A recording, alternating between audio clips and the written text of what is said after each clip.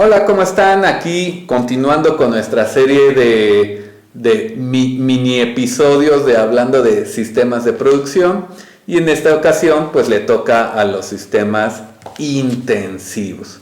Como saben, pues de repente pues tenemos la inquietud de criar alguna especie y la pregunta es ¿y dónde los crío, no? Y entonces es aquí donde entramos en esas clasificaciones en base a los recursos que tenemos.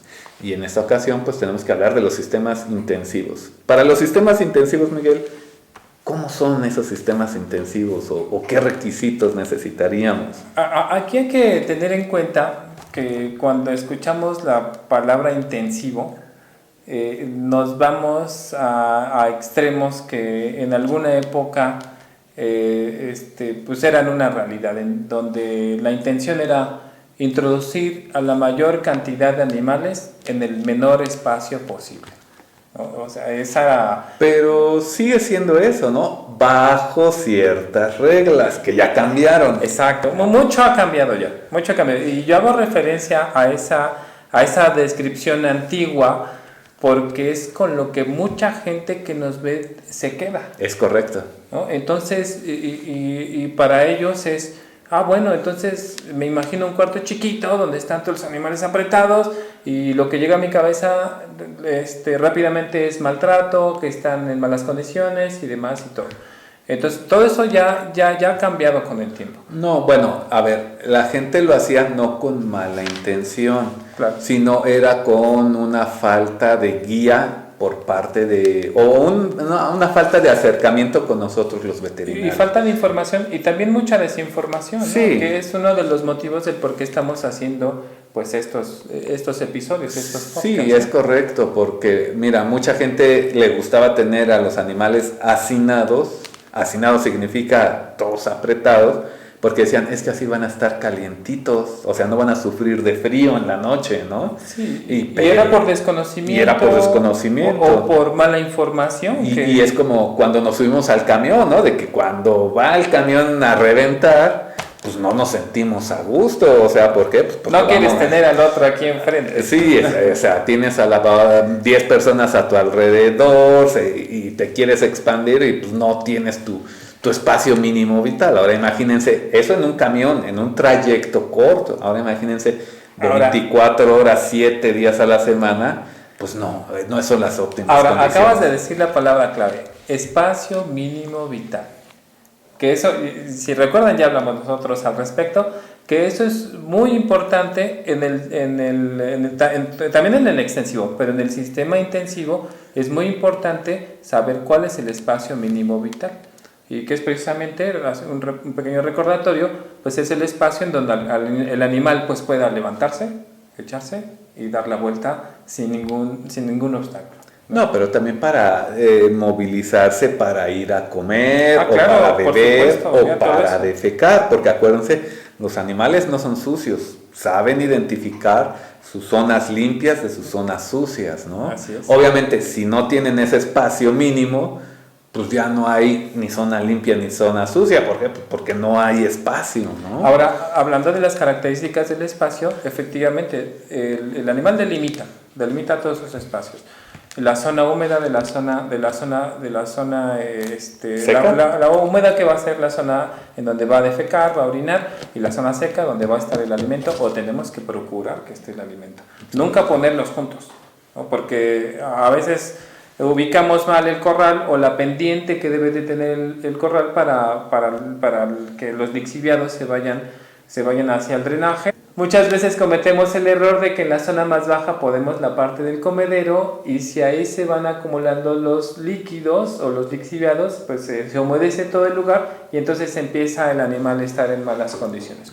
Entonces todos esos detalles tenemos que cuidarlos más en los sistemas intensivos, porque esos empiezan a provocarnos un ambiente de no bienestar en los animales. Bueno, hay que ver. Entonces, solo para ubicarnos, los sistemas intensivos tienen espacios más reducidos, los animales, pero tienen esos espacios para moverse, echarse, comer, defecar, sí. Y si quieren hasta para, ¿cómo se llama? Distraerse, que es algo de ocupación.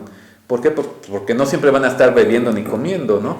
Y de ahí la importancia de ver los espacios mínimos vitales que se van a dividir para sistemas intensivos o para sistemas extensivos, porque está todo eso ya calculado para cada especie, sí, ¿verdad? Correcto. Sí, y entonces esto implicaría que en un espacio menor pudiera llegar a tener pues una cierta cantidad de animales que va a ser mayor al sistema extensivo, pero eso no quiere decir que vamos a meter todos los que quepan, ¿no?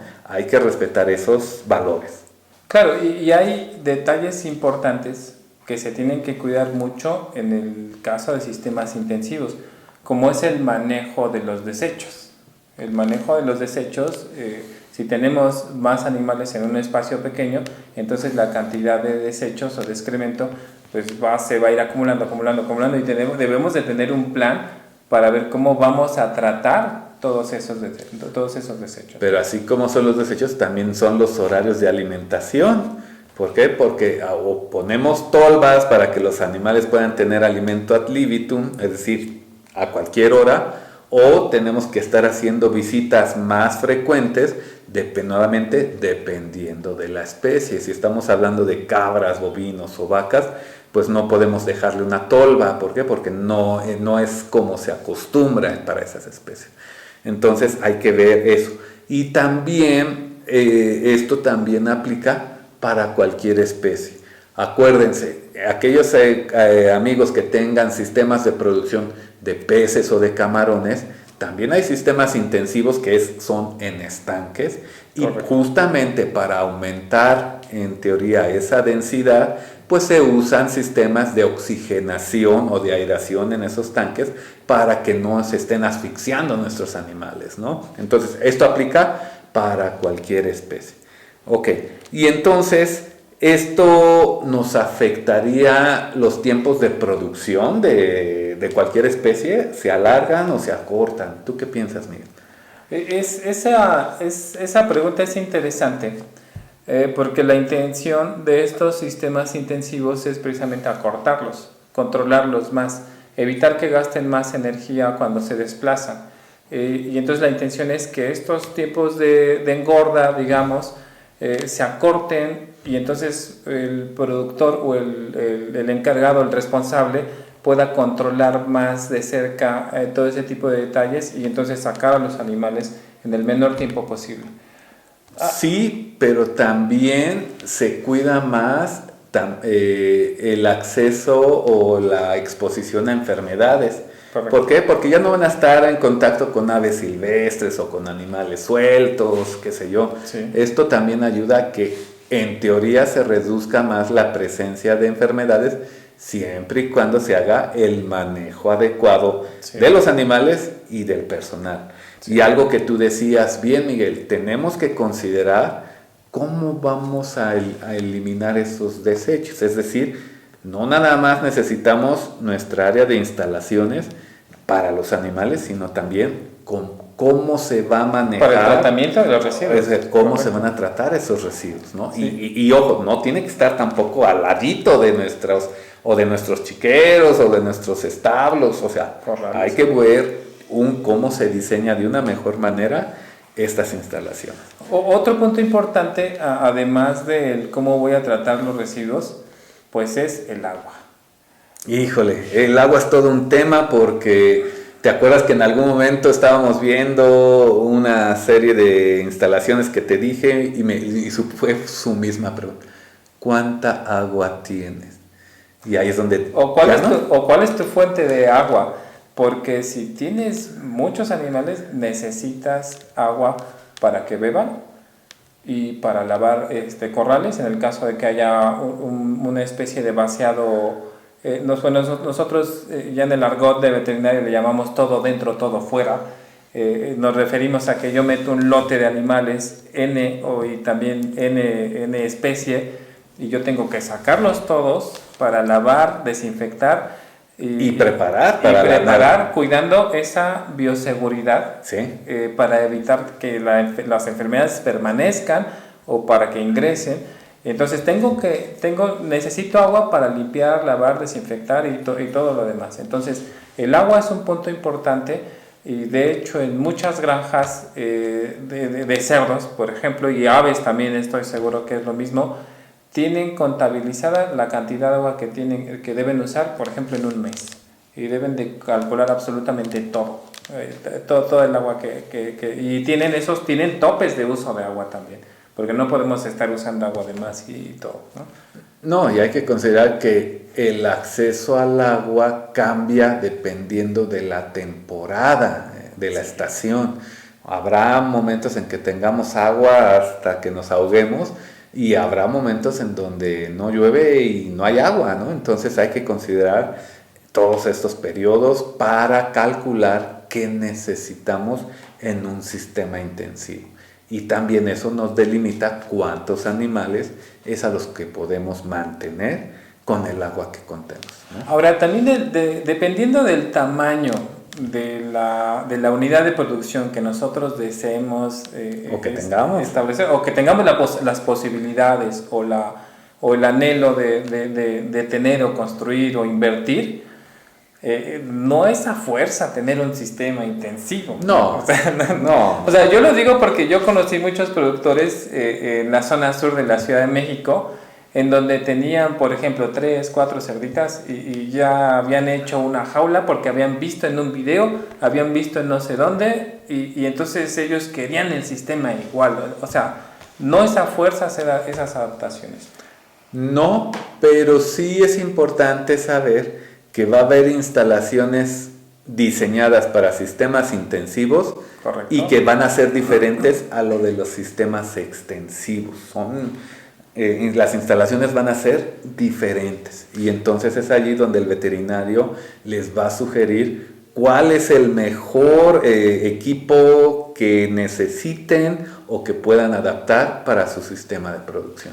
Ahora, vamos a dejar sobre la mesa, a reserva de meditar, si incluimos un episodio con respecto a esto, en donde pues ya hay sistemas híbridos. Ok. Es decir, tengo mitad intensivo y también tengo la oportunidad de tenerlo extensivo.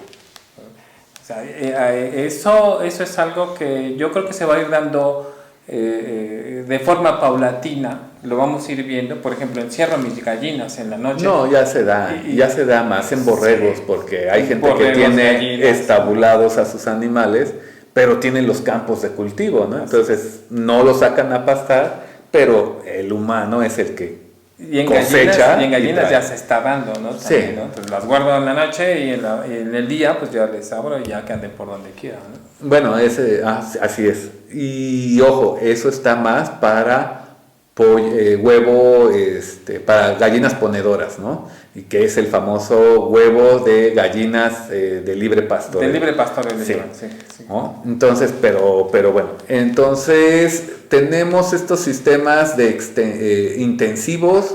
Es una opción, no quiere decir que tengamos que seguirla, hay que ver qué recursos tenemos para decidir si esta es una de nuestras opciones para nuestro sistema de producción. Correcto.